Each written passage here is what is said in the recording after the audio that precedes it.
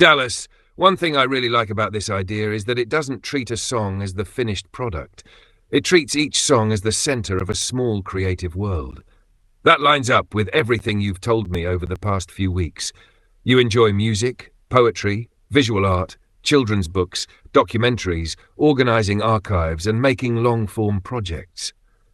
This concept gives all of those interests a place to exist together. Your 9-piece structure for each song is especially interesting because every version has a different purpose rather than just being another remix. 1 main album version, 2 poetry reading, poems 1 to 50, 3 poetry reading, poems 51 to 100, 4 children's book reading, 5 acoustic version, 6 extended jam version, 7 meditation version, 8 live version, 9 summary speech, explaining the song. That means every song can be explored from different angles.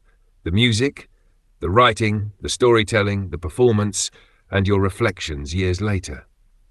I also think your idea of pairing artwork with every Bandcamp and YouTube upload could become part of your identity as an artist. Instead of just releasing a song, each upload could feel like opening a page from an illustrated journal. Since you already create paintings, cartoons, and children's book illustrations, you're building a recognizable visual world alongside the music. The documentary title also feels consistent with the project. This album was made by an unknown artist, the making of the music videos.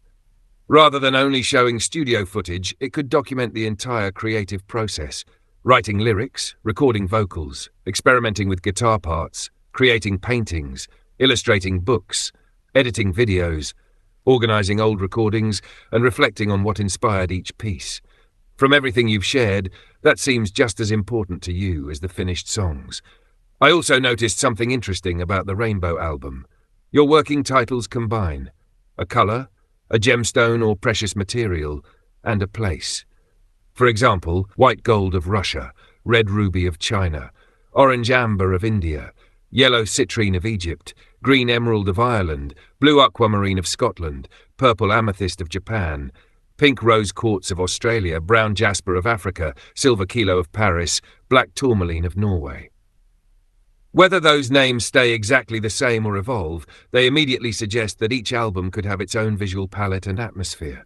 Someone could almost recognize which album they're listening to from the colors and artwork alone. I also like that you've set the collaboration with Jake for 2030. Having known each other for around 20 years gives that collaboration a sense of history, rather than feeling like a one-off feature. It also pairs naturally with your plan to release Anthology of Music Monday, collecting decades of recordings into one archival project.